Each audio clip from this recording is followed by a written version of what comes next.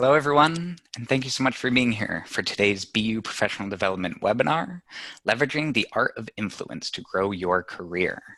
My name is Dan Gardner, and I'm a member of the Career Programs team here in the Office of Alumni Relations. Today's webinar is sponsored by Boston University Alumni Relations and is offered to our 339,000 alumni all over the globe. Throughout your career, BU is committed to helping you define and achieve your professional goals. We aim to do this by providing alumni with access to a series of valuable online tools and social media communities. And I know we have alumni joining us today from faraway places like Beijing, Geneva, Hong Kong, Mexico City, Santa Monica, California, Woodbridge, Virginia, St. Paul, Minnesota, Chicago, Illinois, and as always, dozens of Massachusetts alumni from towns like Arlington, Sharon, Wakefield, Malden, Hanson, Hingham, and many, many more. For each and every one of you out there, please know that we really do value your opinion on this and every program that we offer. And before I introduce today's speaker, just a few brief housekeeping notes. As you know by now, this webinar is being hosted on our Zoom online meeting platform. And again, if you experience any trouble with the audio or visual portions of the presentation, please contact Zoom support. And you can see the number there on your screen. It's 1-888-799-9666. Today's presentation is being recorded and will be available for viewing on the Alumni Association website, and you can find it at bu.edu/alumni.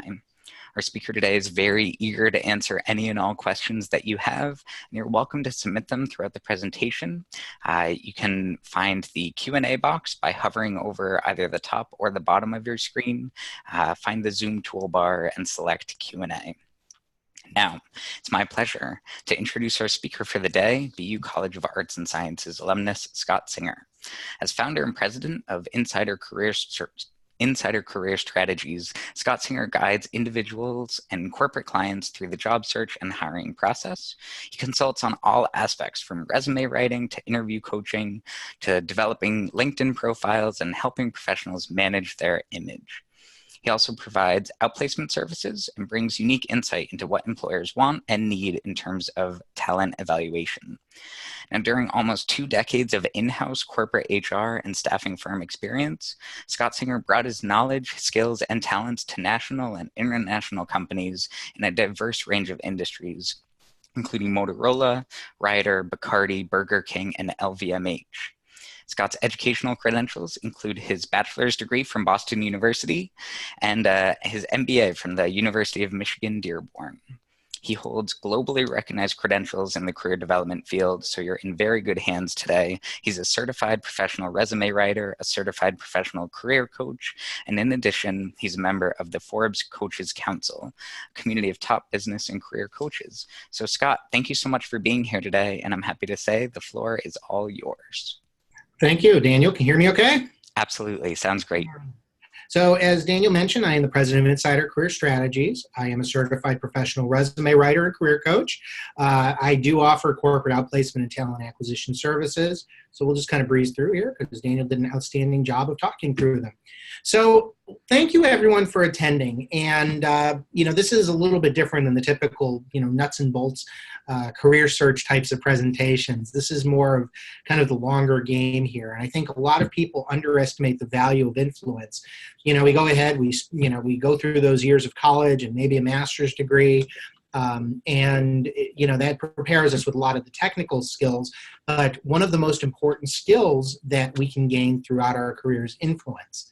And, it's defined by Merriam-Webster as the power or capacity of causing an effect in indirect or intangible ways. So the better way to think about this is kind of the sub-definition, which is the act or power of producing an effect without apparent exertion of force or direct exercise of command. In short, it's all about making things happen when you have responsibility without authority. So it's, influence is a pretty important skill that's really essential throughout people's careers these days. So let's talk about the truth about work today. I'm sure everybody on the call has noticed this, but organizations are flatter than ever. The reporting lines are more blurred. It's gotten much more of a flat organization. And at the same time, as organizations get flatter, it means that They are more complex. Navigating the politics and the professional aspects of the workforce, getting things done, even knowing who to ask on a difficult question can become more complicated. The reporting lines are more unclear, and this is actually intentional. Companies have been in a phase for several years of doing more with less, and what's happened is that people have ended up in a variety of hybrid jobs, probably more of what we come to think of as a project manager as opposed to a functional manager. So reporting lines have become much more unclear. You have direct reporting lines, and I'm sure everyone's aware of this. This is, hey, here's you, here's your manager. That's a direct reporting relationship. Then there's indirect. I may be working, for example, in human resources, just to throw out a department. I may be working in human resources and employee relations, but I'm supporting the group. Maybe I'm supporting the engineering group. So I indirectly report to the vice president of engineering, who I am working most closely with on a day-to-day basis. And then, of course, there's dotted line, which is, I may have a project manager who's counting on me for certain aspects of my work. And the reason it's called dotted line is you can't really draw a direct line between reporting relationship. It's more about being able to work indirectly. So the other thing that's very important to think about on this is that the definition of a team is changing. And, they tend to be more flexible. They tend to be more temporary. They tend to be more functional in the sense that, hey, the company identifies something that needs to be done. A team will assemble, they go ahead, they attack it. In the old days, you try to think about it as, for example, as a football team, right? You've got the New England Patriots, and they've got 11 people on offense, and they've got 11 people on defense, and then 11 people on special teams. Well, that's great, but the fact of the matter is, what if they aren't playing in the NFL anymore? What you're finding is that the Patriots might end up in a situation where they're facing a Bruins kind of problem, so they have to change their lineup and the number of people on the field. So teams are changing, the definition of a team is changing, and the way people approach them is changing. And as I had mentioned, this is the prevalence of the project management model. So, meaning that the problem shows up, a group comes together, they come and solve it. It's less about having people that are dedicated to a problem, and solving it every single day for the course of their career. Now it's more of, here's the problem, we anticipate it's going to be temporary, let's resolve it and move forward. So this plays directly into influencing. So why does influencing matter? Well, this means that it's important to work both inside and outside of the organizational structures to get things done and to get what we need to get things done. If you don't have necessarily someone in your department that provides you everything you need to be able to go outside your department. And this often means navigating up, talking to your manager, talking to your VP, navigating down if you've got subordinates, people that report to you, but also across. So let's say that I'm working in marketing and we are implementing a new CRM, and that's great. But the problem is that we're having technical aspects of it that we need to fix. That means that I've got to work closely with the IT organization and the vendors to get things done. That's what I mean by working across. You're stepping outside of your boundaries of your normal organization. Now, this is a fact of life, but resources are scarcer in today's workplace. Companies are really taking seriously the whole mantra of doing more with less. It used to be in the olden days, companies would lay off if business was down. Well, these days, companies are getting slimmer even when the economy is good. Even when their business is good, they're constantly looking to extract cost. As they're looking to extract cost, that means they are going to change how the essential functions of the company gets done. And that means shifting the way that people approach it and the resources that are allocated to it. And, resources, you can view that as code word for people, human resources, the number of people that are there to accomplish a job. The other thing is that a definition of the customer is evolving. In the old days, the customer used to mean, okay, I make product X. My customers on the outside, they're getting the product. These days, it's not quite like that. Now what we have is we have internal customers. So we may have, for example, if I'm in IT, my customer will be the internal individual who is getting support from me that may work in a different department. I may have people that are just depending on me for certain pieces of data. That might be a customer if I'm in marketing. If I'm in HR, my customer is the internal business that I'm providing support to. So the customer is evolving, but really these days, customer pretty much equals anyone that depends on something that you produce or can provide. And these days, the phrase, "it was beyond my control," isn't considered a valid reason for poor results.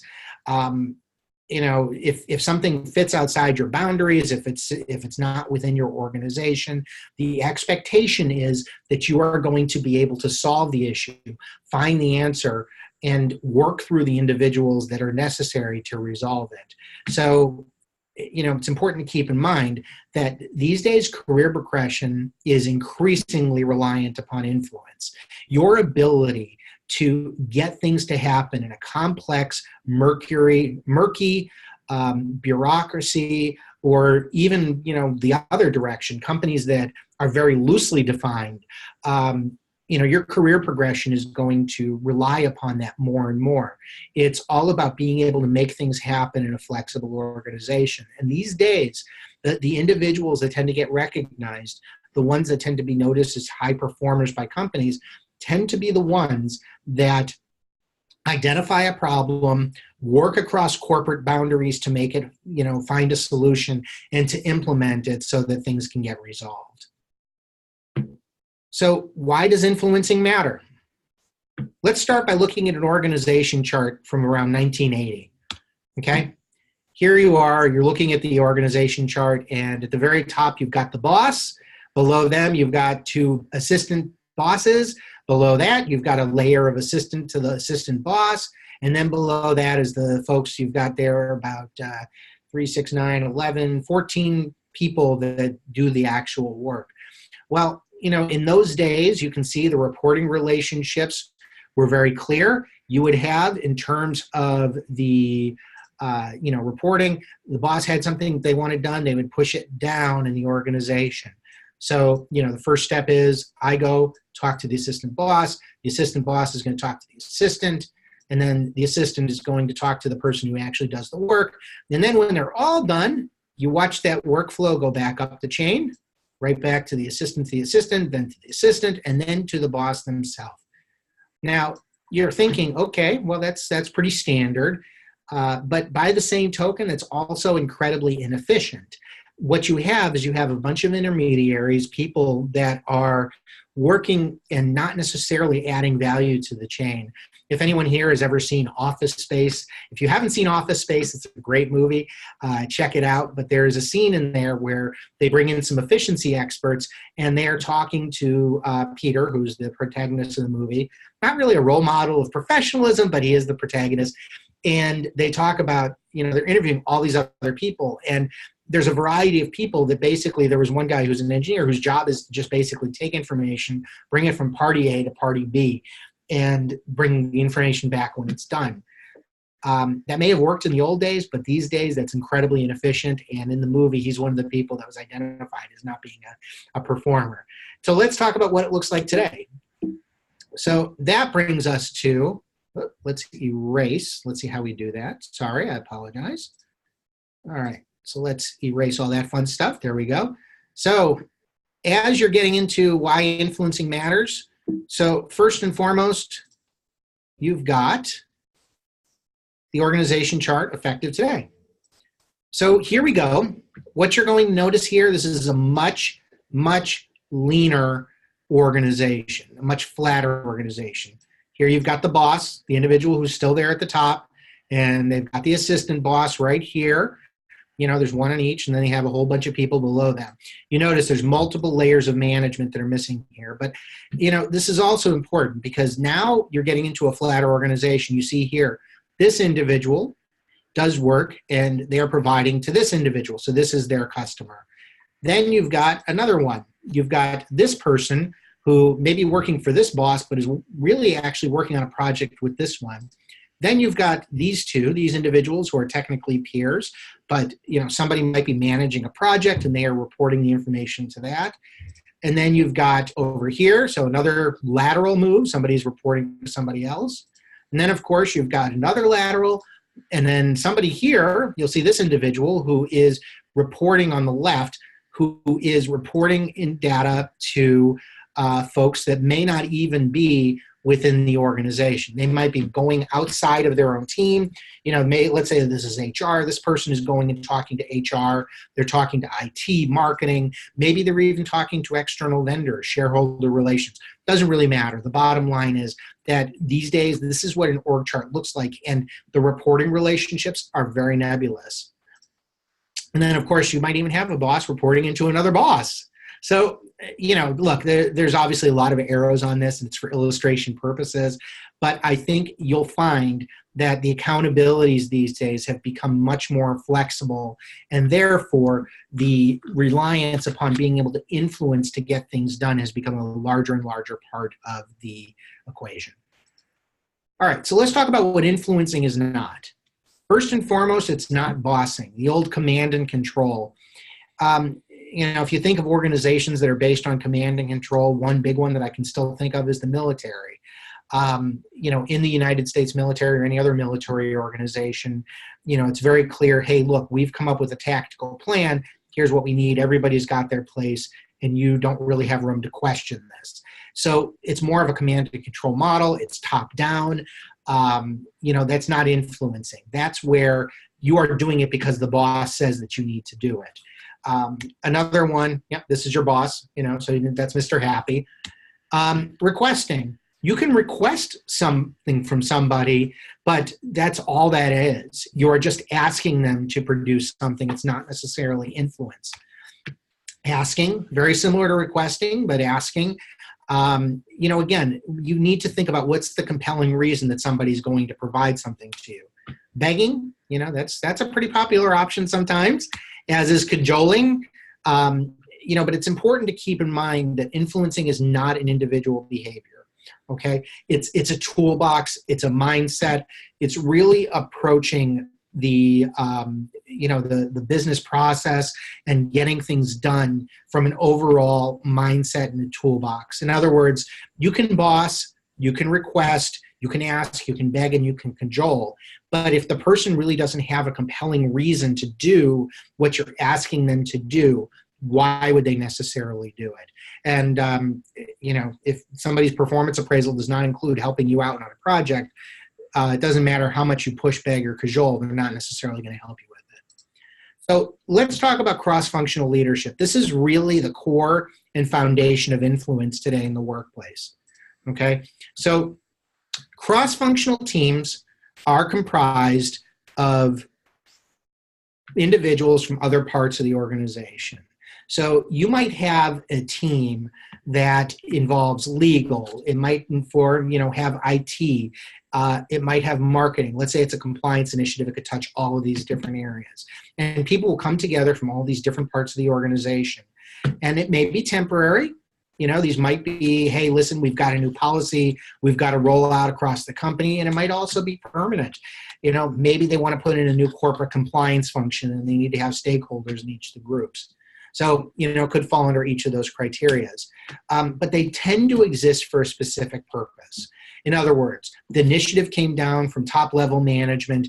We need to get A, B, and C done. So we are putting together this cross-functional team. And I'll give you an example. Many years ago, actually multiple times I've done this in my career, where I've been on cross-functional teams involving things, for example, building corporate orientation. A lot of people don't think about it, but their first exposure into a company often reflects how the experience is when they join. And so I've worked on building and delivering orientation programs, and we pulled in members from a variety of different functions of the function. So, for example, I first started working with someone in marketing to get the brand functions, and then worked with some of the folks in sales to understand a little bit more about how the value proposition was, and then working with the HR team. And all of these pieces came together, but the bottom line was the orientation was there to build engagement, to help employees feel more of a sense of belonging. So the cross-functional teams are an important part of that, and orientation was part of that. So, I'm sure everybody knows who this is. This is Neo from The Matrix. It's there to illustrate the nature of this, that cross-functional leadership is very matrixed. In other words, you've got reporting relationships that are up, down, they're across, they're diagonal. So the cross-functional leadership piece is really going to comprise of that matrix leadership. So let's talk about how you maximize that. And this is the practical application of the influencing. So first and foremost, you don't need to be in charge to influence the outcome. A lot of people think that because they are, not the leader of a project team, that they, can't really make much of a difference. And that's not true. Often what I've seen throughout the course of my career is involved in cross-functional teams, the individual who takes the initiative and who brings a specific subject matter expertise along can help influence that outcome. And it's really using a data-driven, fact-driven approach.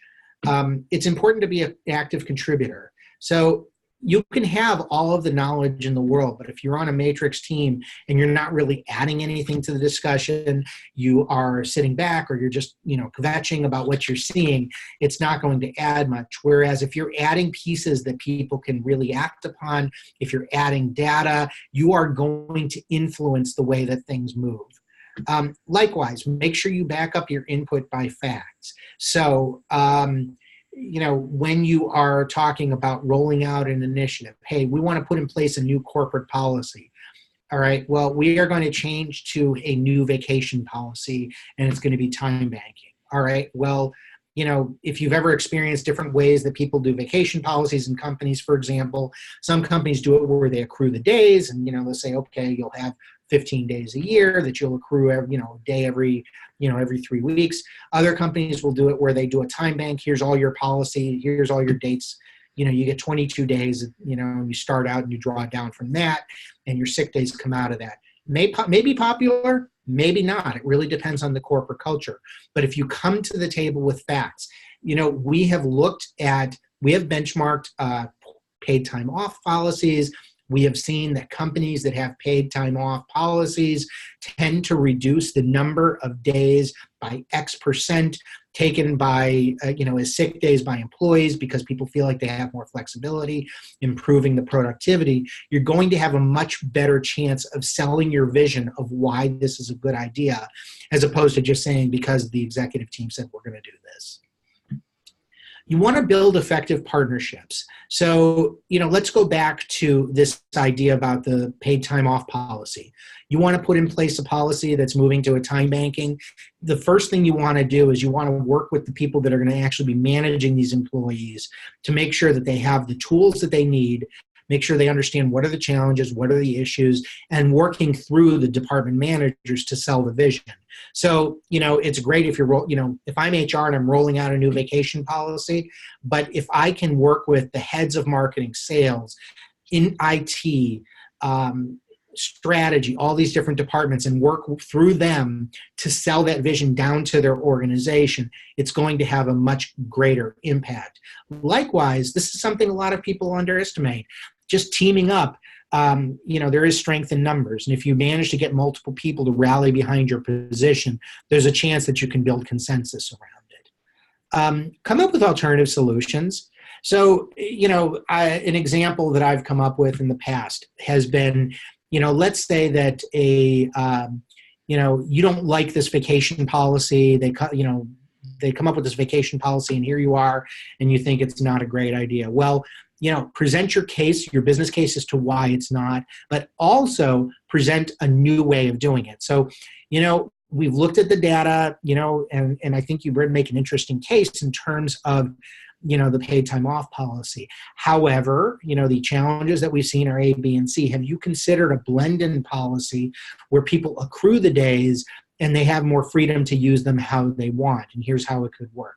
By coming up with alternative solutions, you actually present yourself as more of a problem solver, and as opposed to an obstacle. You're giving people more things to think about. But, by the same token, you also have to read the room and see what people are going along with. Don't miss the opportunity to own pieces of a project. Typically with a cross-functional project or a matrix project, they'll typically bring in subject matter experts from each discipline. Well, if, here you are and, I'm working in IT and they say, well, we're going to need someone to set up the SharePoint platform. I can say, hey, I would love the opportunity to run this. I have the expertise to do this. Let me take this on. Here's some pieces that I think we can do. And, a lot of times people will defer to somebody that's willing to put in their personal sweat equity. And a lot of that turns in directly to influence in terms of those components of the project. And you need to know when to give and take. You may or may not like what's being presented. You may or may not agree with what's going on in terms of the overall direction of a project or an initiative. But there are times when, if you are willing to give in to somebody else's perspective, that might be some capital you can call in.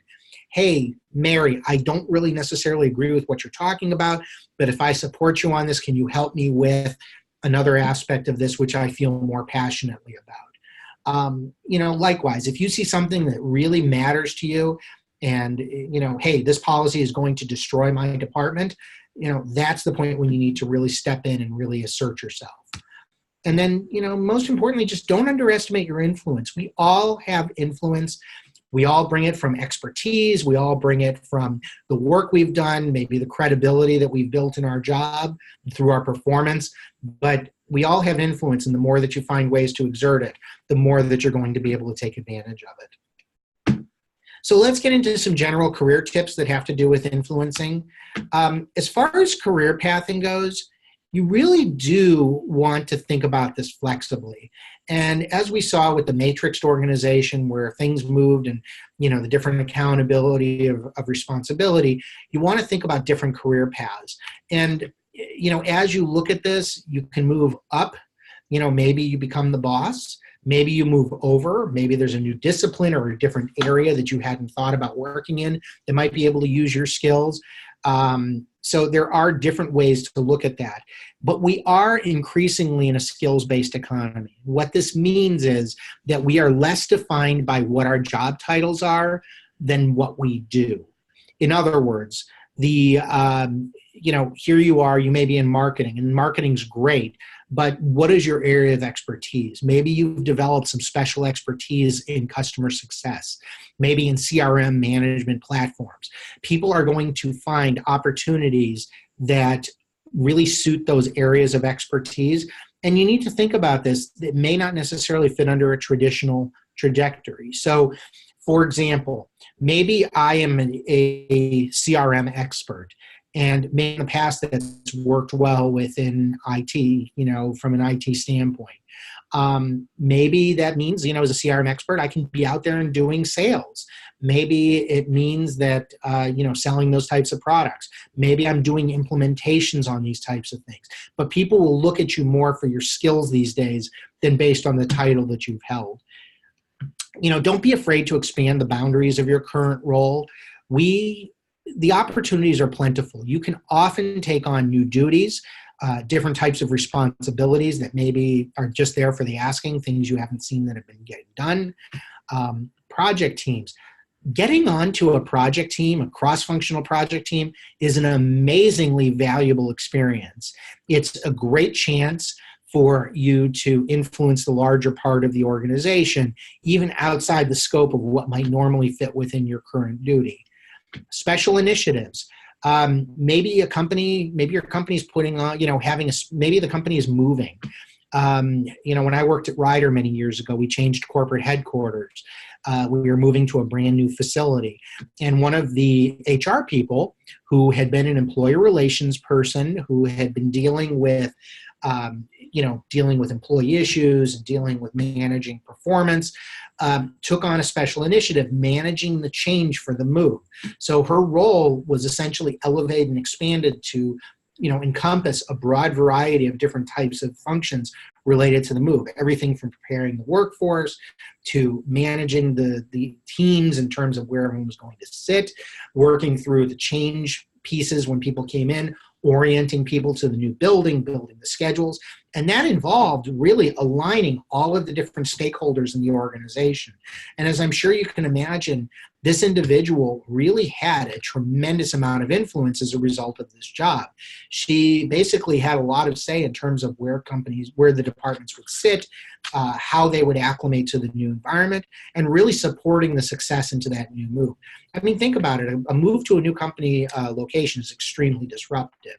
So something like that was a great opportunity. It was a tremendous resume builder. And it's important to invest in your professional development. The tools change all the time.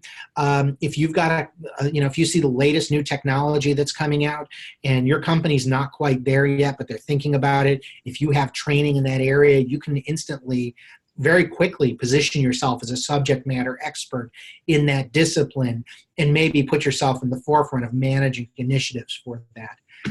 But it's most essential to remember this, that influence is taken, it's not given. Nobody's going to hand you the keys and just say because of who you are that you have this influence. You may get a title and you may get management responsibility, but if you can't sell the vision for what you want to do and what the organization should do and how to achieve that vision, it's not going to get you there. So it's important to take those opportunities when you can.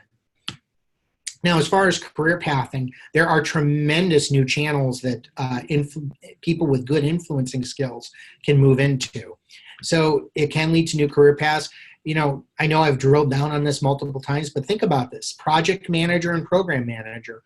There are very few people that come out of school, whether it's a business program or liberal arts or any, that think, I just want to be a project manager. People tend to fall into this.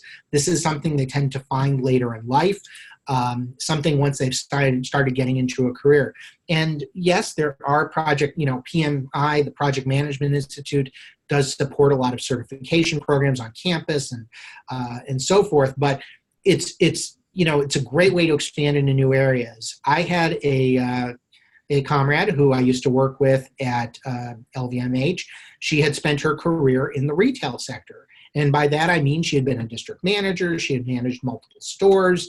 And what had happened was she discovered project management, went out, got the certification. Next thing you know, she was promoted and moved into new roles where she could manage initiatives in terms of improving the business. So she got involved in supervising and managing new store build outs, IT initiatives, technology initiatives, change initiatives, the building move when we changed location for our warehouse.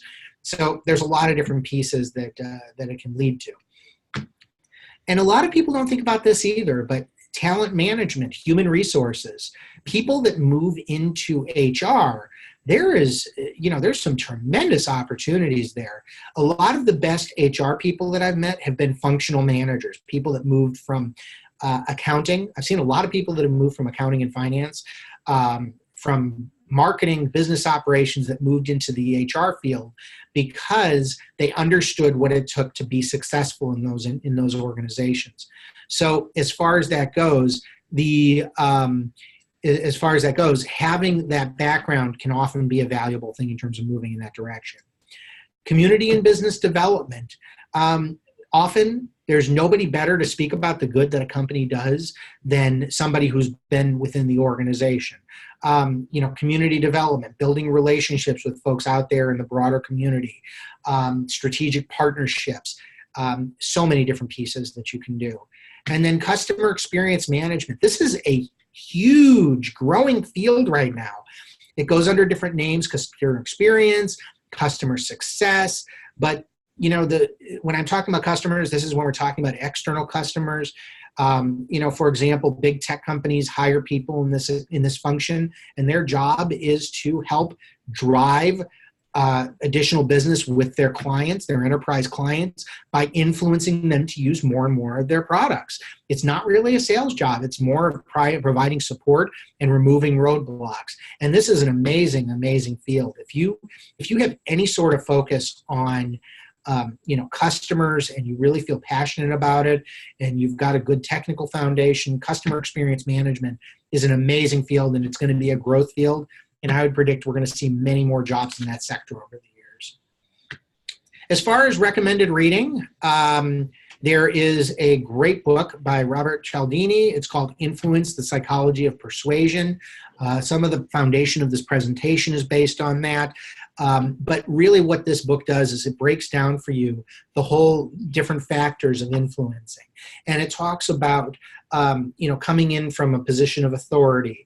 It talks about how to use your human capital and your social capital, how to build relationships effectively. It's a tremendous resource, and I definitely recommend it.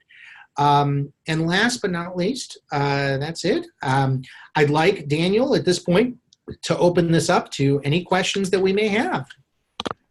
Absolutely. Thank you so much, Scott, for the presentation. We do have a couple questions coming in already, but if you have questions for Scott, I'd encourage you to go ahead and hover over your screen. You should see a toolbar pop up, and you'll see a Q&A box there where you can submit your questions for Scott. But to get things going, Scott, we've got one question here. Let's say you are in a position and the position description was written kind of in that old world where it's very much contained within your team, but in recent years your position has grown and it involves a lot more cross-functional tasks. So how would you recommend someone go about maybe approaching a conversation with the supervisor about maybe realigning that position description? Is that something that's important to codify in that way? Okay, great question. Yes, it is. And this does lead into a different topic, which is, how do you manage your manager? Mm-hmm. It's very important that you have a strong relationship with your manager, even if they're not a great boss, but sometimes they are. But having that, having that dialogue, having regular conversations, making sure that they understand that. And yes, I think, having that discussion, it's about having a data-driven discussion. When you are going into that discussion, you've got to think about what your goals are. And your goals may be separate, several different things. Maybe it's a change in the job title. Maybe it's a change in the job description. Maybe it's a compensation question. Maybe you're feeling underutilized, undercompensated for all the new areas that you're being utilized. But I think the most important thing is you go in, you present the facts. Here's what my duties look like today. Here's the different things that I've been responsible for. But most importantly, highlight the specific value that you've been able to add in those areas and highlight the way that you've influenced those to happen. So yes, I'm working on cross-functional teams. As a result, I was able to influence the adoption of a new policy. I was able to do this. This had a direct bottom line business impact. And go in and what you're going to do is you are going to give them the business case. Now, what you've got to think about is that most organizations are relatively large. There is still some sort of hierarchy, which means that your boss still has to sell that to their boss. And so by going in, presenting the case, and being collaborative, by the way, do not go in with a confrontational tone. Don't go in, appearing as a victim. Don't, go in with I've been underappreciated. Go into it as if you're trying to solve a problem. Arm your manager with all the data so that they can go to their manager. And once you've sold them, they can sell it to their manager. And hopefully, you can get everybody aligned and make some change. And the other thing is that, keep track of your accomplishments as you go along. It may be a recurring discussion. It may be something that doesn't get done in that first conversation, but maybe performance appraisal time comes around, you have that discussion, and you set that up for the next year. Absolutely. And along those lines, we do have a question here about this concept of influence and how to best use it if you're dealing with a boss that you may not work very well with. The person who wrote this question phrased it as may not work well with very cohesively. So is there, do you have any advice for someone in that position? Yeah, I've been there. The thing is that bosses come in all shapes, forms, and sizes. And, you're not necessarily going to always have a great relationship with your manager. I think it is, again, this goes back to the data-driven piece. You want to make sure that, first of all, you're presenting facts. But I think the other piece is you need to try to uncover what is it that you think may be maybe stopping you and your supervisor from working together better. And part of that, let me be very frank. I mean, part of it may be having an open and honest discussion.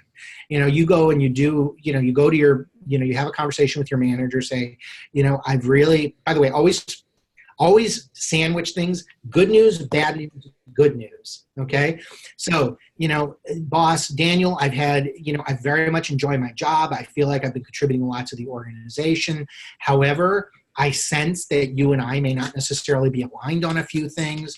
I would very much like to understand, if there are areas of concern, things that you'd like to see from me that I can do better, or other areas that I can, contribute to the organization that would more fit in terms of your vision for this role.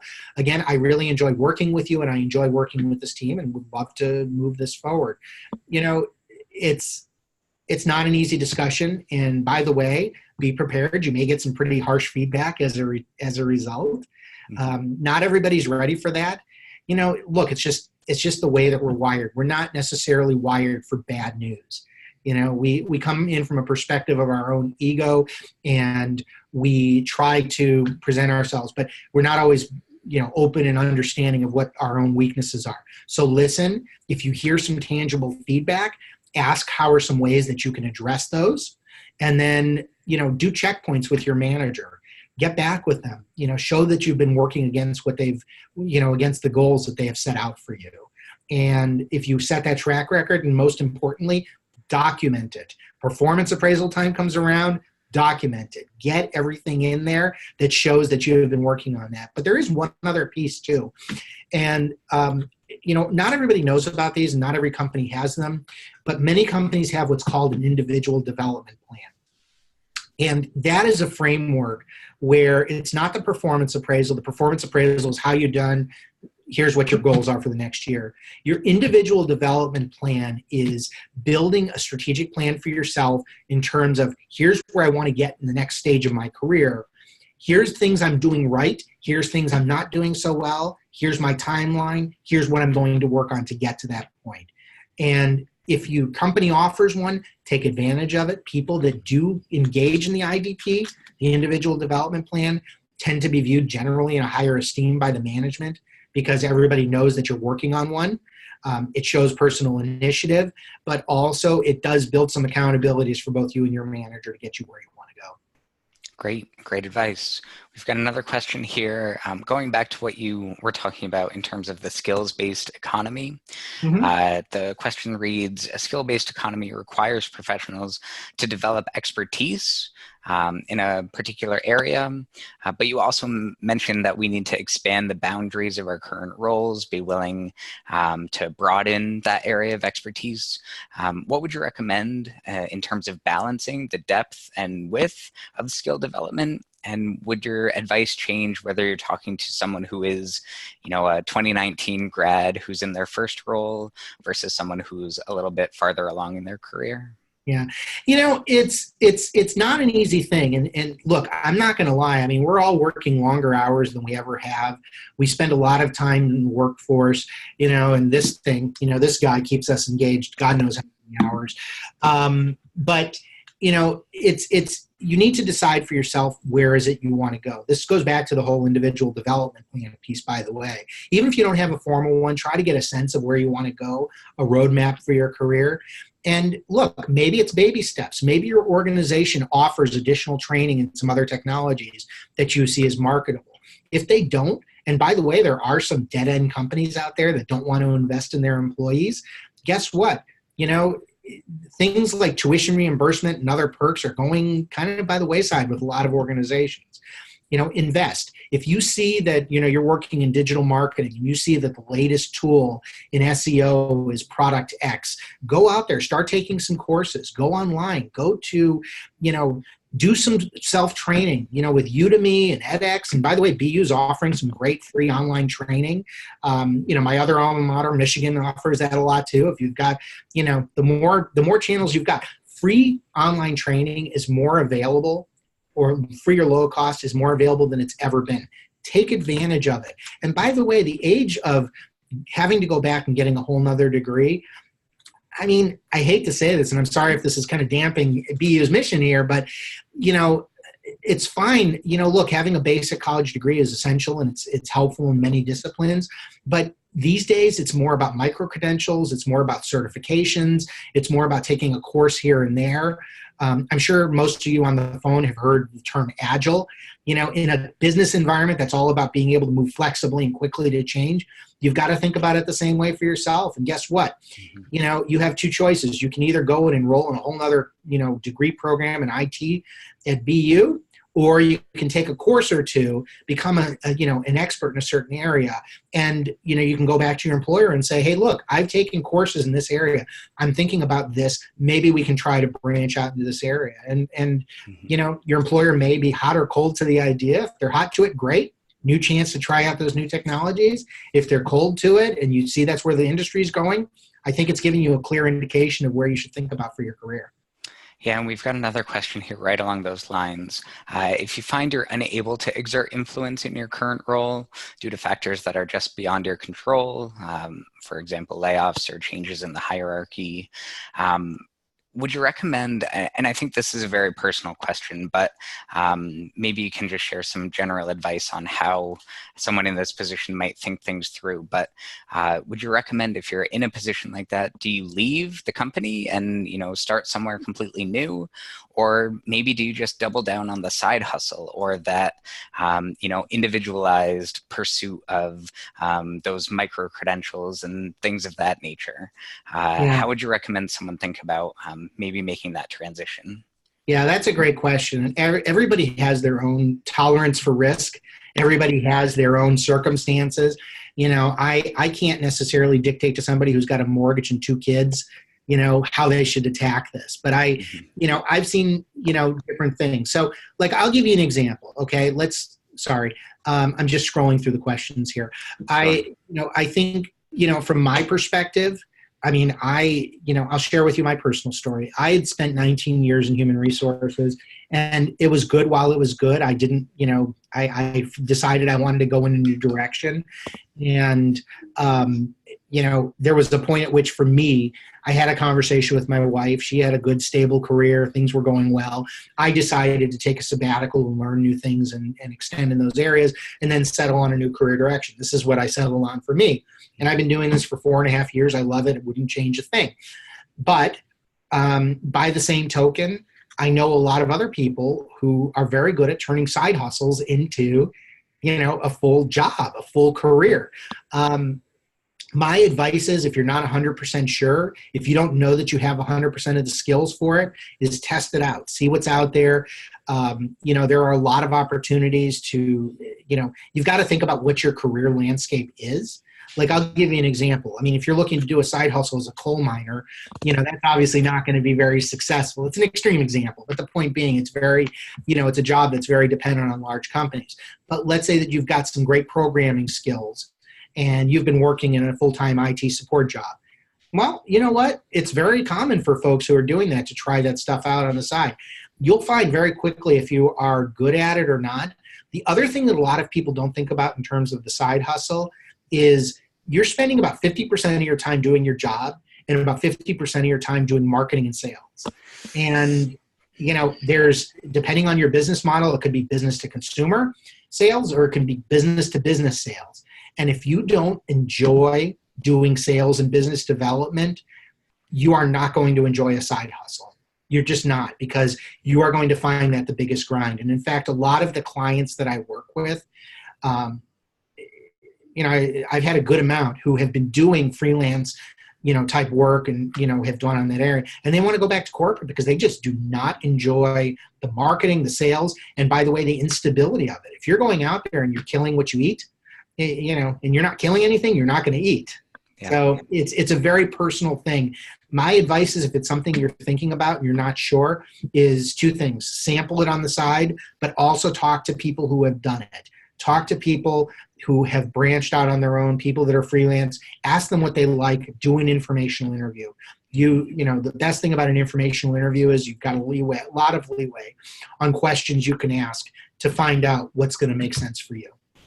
Absolutely. And on that networking piece, that informational interviews and, broadening your network, we do have a question that's a little bit tangential to influence specifically, but I think you're the right person to ask. And so this question comes from Susan, who says she's headed to a national conference in a few weeks. Do you have any general tips on connecting with people during things like the conference social or the snack breaks that will leave a memorable and a positive impression? Yeah, a few things. I think first and foremost, be organic about it. The one thing that you're going to find is a lot of folks that go to these conferences, people tend to be aggressive, they're pushing. You don't want to be that person. You want to be organic. Sit down with folks. There's going to be tons of opportunities between luncheons, dinners, meetings. Start with a simple conversation. Tell me about what you do. Tell me about what you do there. But then once you get into that, a lot of people haven't really worked on this. Work on your elevator pitch. Mm-hmm. It's a 1 to 2 minute speech about what you do, why you do it, what you contribute. And I wouldn't go as hardcore as if when you're going into an interview, but a brief conversation about what your value proposition is. And by the way, have some business cards ready. And then just be sincere. People want to make sure that you're not trying to sell something. And a lot of these relationships, relationship building is a long, long game. I've been on LinkedIn, for example, since pretty much almost the beginning. I think it first came out in like 2005, 2004. And I've been on it. I've nurtured the network. I've built my career through it. And a lot of these people, maybe people that you don't realize that you have a need for until later. But, and likewise. But if you're out there, you're planting the little seeds, you're having an organic organic conversation. And by the way, just being personable, friendly, and genuine, that's going to make a very positive impression. And by the way, afterwards, send a short note. You'll hopefully have gotten their business card, tell them how pleasant it was to meet with them, and ask, offer if there's anything you can do for them, let them know.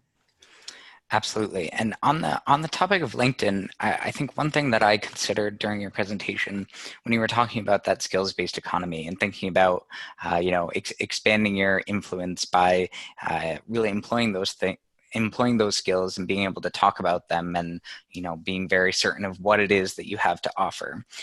Can you share some advice on how to capture that? If our job titles aren't nearly as important today as they once were, how do you really tell the story of what you do within the context of a LinkedIn profile?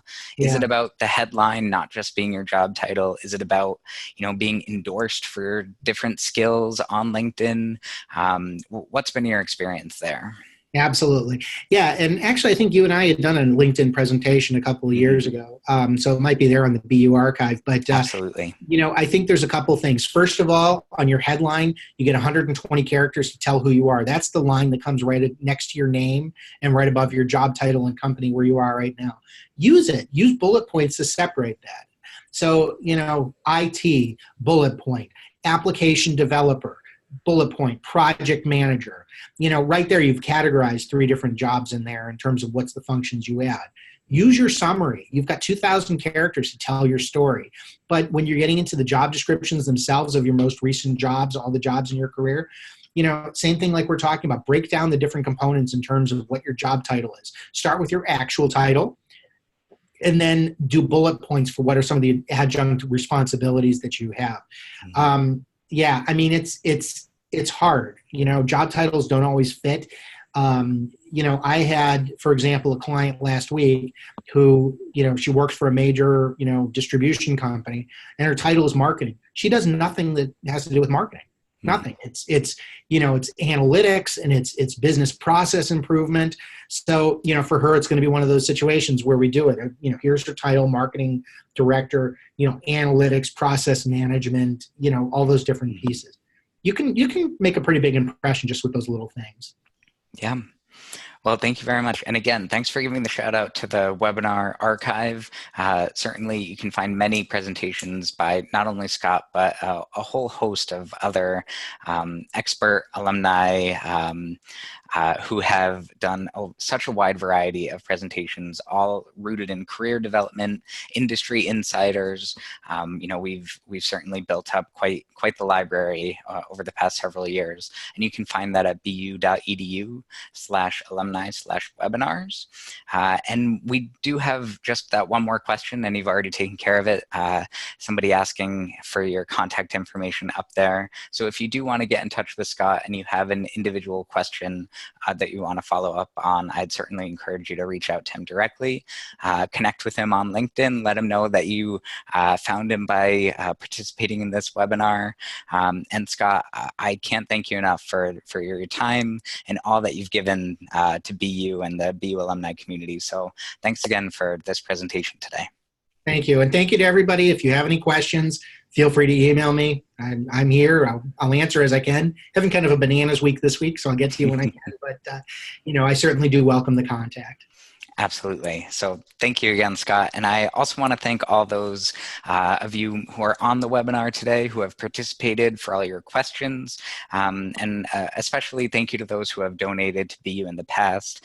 We hope to see many of you on campus for Alumni Weekend this weekend. And we'll also be celebrating the successful close of our historic Choose to Be Great campaign. So we do hope to see many of you on and around campus this weekend.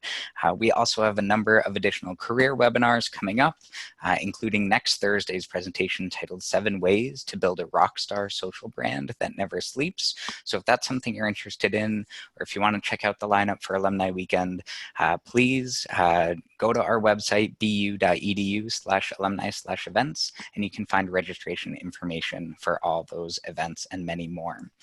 As always, if you or any BU alumni that you know would be interested in presenting a professional development webinar or have a topic you'd like to showcase for the BU alumni community, please feel free to contact me. You can find me in the Alumni Relations Office, or you can find me via email at dangard, DANGARD, @bu.edu. Thanks again to everyone for your time, and I hope you have a great day or a great evening, wherever you might be. Thanks again, Scott. Thanks, Daniel.